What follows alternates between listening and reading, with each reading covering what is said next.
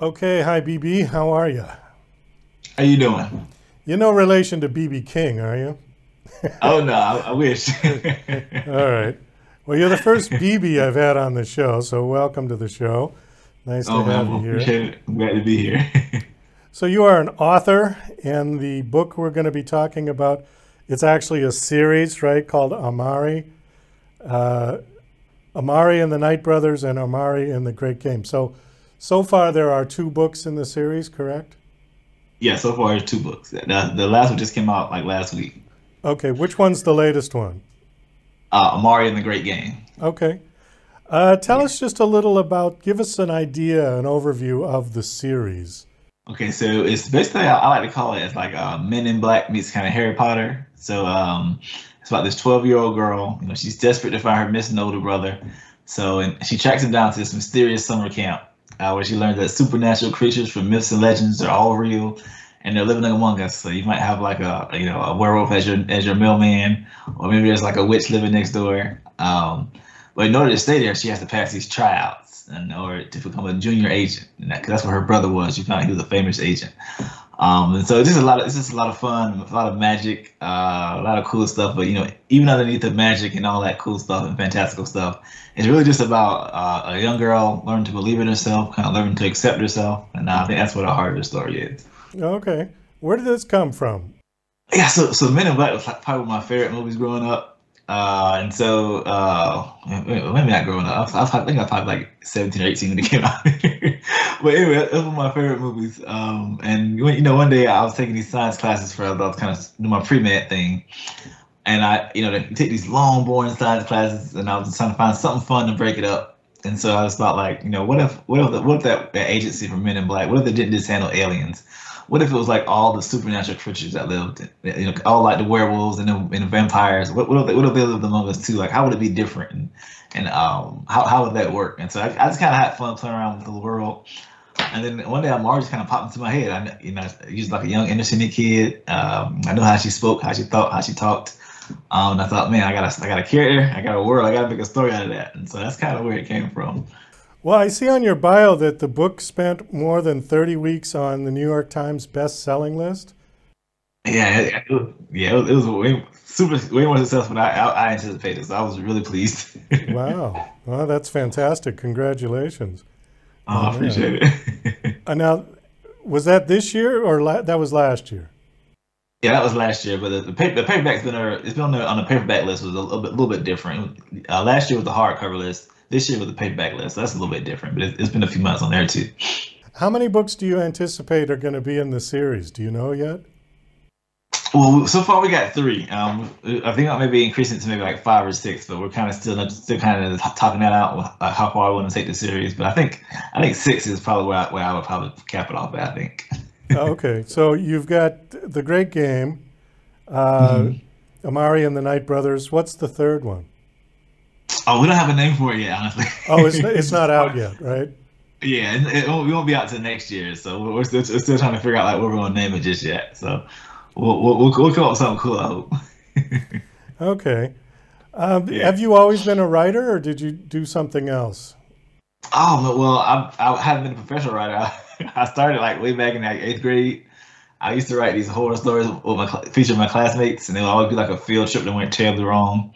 Like the bus crashed into the woods, and now we're trying to find our way through away from vampires and all kind of crazy stuff happening to us. And my classmates would kind of gather around to see who made it to the end.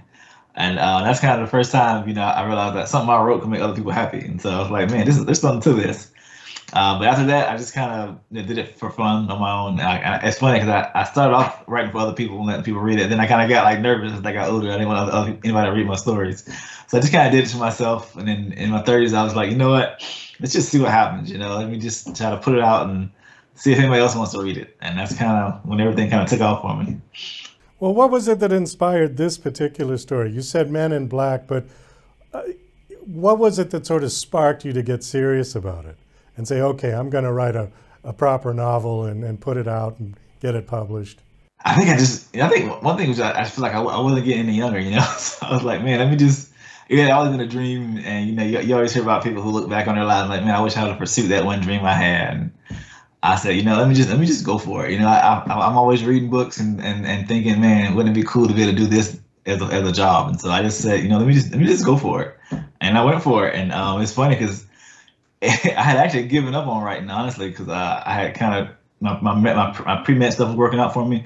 I got accepted to Gadsden Medical School and in the biomedical program. So I was like, man, maybe this is where I was supposed to go, So I was, I was broke. I was getting ready to move, so I took this temp job to kind of save up some money to move. And I'm sitting in the office waiting for my paperwork to get filled out, and I see this pitch contest on Twitter. And I said, I'm like, man, I kind of went back and forth, like, is anybody going to see this? Is anybody going to care? And I said, let me just go for it, right? Why not? So I pitched my story, and that got editors' attention and agents' attention, and we got the movie deal, and we got it sold in over 30 countries now. So it's been kind of a fairy tale, and I couldn't be more pleased.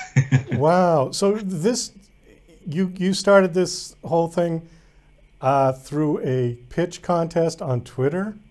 Yeah. Oh, well, that's great. That's fantastic. Yeah.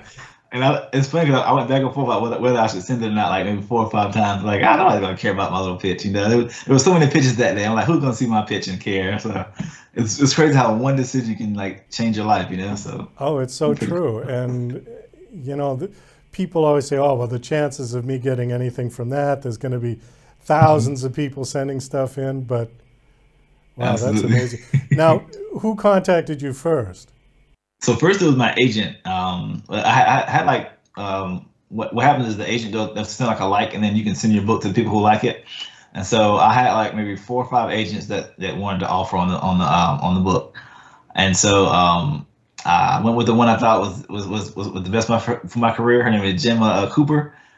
She had a lot of books around my age group, and she had a lot of them that she kind of specialized in doing like international deals, and that was really big for me. Like, man, the opportunity of people like from other countries reading my book. And so I went with her, and then she took it to the book fair, and they got Book of the Fair, and I think it was about, I always get a mix. It's either Frankfurt or Bologna, but one of those book fairs, they got Book of the Fair, and that's how it went out to different countries, and they got, I think we sold like 12 countries in like a week.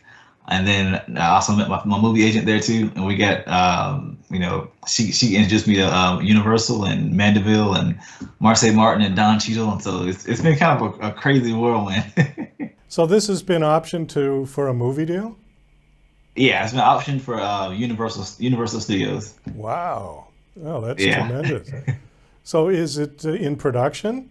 So I think we're in pre-production now. Like, they're still working on the scripts. I know we're looking for a director right now, and I think we're gonna have a final word about whether we're gonna get that final green light by the end of the year. So I'm hoping for good news. So we'll see what happens. Well, that's fantastic. Congratulations again. I love hearing good success stories like that.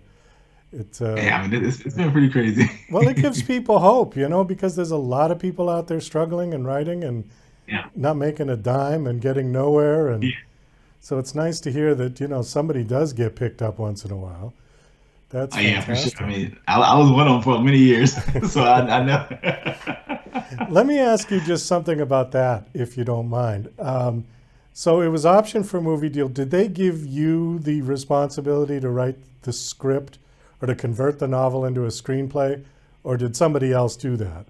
Well, they asked if I was willing to do it, but I don't know. I feel like screenplays are so much different as far as like the technique you use is way more dialogue heavy, and so I said let me let a seasoned screenwriter do it. maybe they'll do it justice. I've seen some of my writer friends have gotten bogged down trying to learn the screenwriting on the fly, and it hadn't worked out well. So I said let me give it to somebody who's got some experience doing screenplays. So are you involved in or invited to watch any of the shoots when they start shooting? Yeah. Oh yeah, absolutely invited. Hopefully, I'm hoping we get to that point. Right now, like we're still doing the script and everything, but I'm really optimistic from reading the script. It seems like they want to honor the story, and so I'm hoping that stays the case. And they're going to be shooting it in LA, I assume. Oh, I'm not sure yet, honestly. I don't know. The book is set in Atlanta, so it'd be really cool for them to shoot in Atlanta too. But we'll see. Actually, they've been shooting a lot of films in Atlanta. Mm-hmm. Yeah, that's what makes me hopeful that they'll too. Yeah. Oh, that's great. Well, congratulations again. I think that's super. Oh, thanks. Let me just real quick. I don't want to give any of the story away, especially since it's going to become a film. We want everybody to read the book and see the film. But is there a message throughout this? I mean, is there any kind of a poignant message? Because it sounds like it's just sort of a fantasy fun thing, but is there something, a deeper message there that you've written in or want people to get? Yeah, definitely just to be kind to one another. I think Amari starts off as kind of an outcast, and in the real world, she's like the poor kid, inner city kid who goes to this fancy private school on scholarship. So she's used to being an outcast and people treating her different. And so even when she goes to the supernatural world, where there's all this fantastical stuff happening, she found out she's the outcast there too, where she has magic and other kids don't. And so I don't know. I think that's just a good metaphor for, especially with kids, about feeling different. We're so divided today, whether you think different or look different or feel different. We get so focused on these on what our specific identity is, we can't accept any other thoughts or opinions or things like that. And so the message is to reach out and be kind to one another. I think that's such an important message to get the kids. And if I can get that out to kids, I think the book's a success in my opinion. Oh, that's great. Do you have kids of your own? Not yet. Hopefully soon, but not yet. Not yet. Okay. Well, the reason I ask is that a lot of time when authors write books that are geared towards children, they use their own kids as sort of the sounding board to see if the kids like it or not. Lots of nieces and nephews and no kids yet. Okay. Did they read your book? Well, they're still pretty young right now, but hopefully they will soon. Hopefully soon. Okay. Did they cast anybody for the lead in this yet? So Marsai Martin is from Blackish. She's she one of the producers, and she's set the star of Amari in the movie too. Okay, so Amari is how old? In the book she's 13, but I think they will have to age her up a little bit just because of Marsai. I think she just turned like 18, so it'll be a little bit older in the book. But I think that from what I read for the screenplay so far, it's not doing a good job making it work. It's just a little bit older. That's all. So she's just a regular human girl amongst all of the crazy sort of creatures. Yeah, absolutely. Okay. It's a lot of fun. Oh, this sounds great. So I'm thinking like Narnia. Is it like that? Is it like Narnia? It's a bit like it is a bit like that, where you have a person who you're used to your normal everyday world, and then you find out there's much more to the world than you ever thought. Like except where Narnia is kind of like where you kind of go through you have to go to like a pond or a wardrobe to get there. This is more like it's like more integrated into our own world, where it's like kind of like Men in Black, where maybe the shopkeeper from down the street isn't really a shopkeeper. Yeah, to the human eye, he's a shopkeeper. But if you ever were to go inside at a time, maybe when they're closed, he actually takes his head off and he's like an alien or something like that. It's kind of more like that. Oh, okay. Oh, I remember that one scene where they go into the Chinese restaurant, and the guy has like 10 arms and something when he takes off his coat. Yeah. Yeah, exactly like that. All right. Okay. Well, BB, we're going to wrap this up. Thanks so much for coming on. Do you have a website you want to give out for the book, or is there a movie website now? No movie website yet, but you can find me at bbalston.com or on Twitter and Instagram at bb_Alston. Is there any date? Do they anticipate any kind of a date yet on the film? Release date? Not yet? So, not yet. We're I'm supposed to get that news by the end of the year. That's like when they said they made the decision. That's what I've been told so far. So hopefully, I'll have a lot more information by then, and I can kind of give more details. But right now, I just don't know this yet. Okay, so book 1 and 2 are out, and they're available on Amazon, I assume, and yeah, all bookstores and all that kind of stuff. Okay, and through your website, people can find out information? Yeah, absolutely. Website. You can hit me on. I have my stuff on my Instagram page and stuff too. So any of those places you can find my books and stuff. Okay, great. Well, thanks again for coming on. Congratulations. I think this is very exciting, and I'm going to be watching out for that film. I want to see it. It sounds okay. Really cool. I'm glad. All right, BB. Take care. Nice meeting you. All right. Nice to meet you too.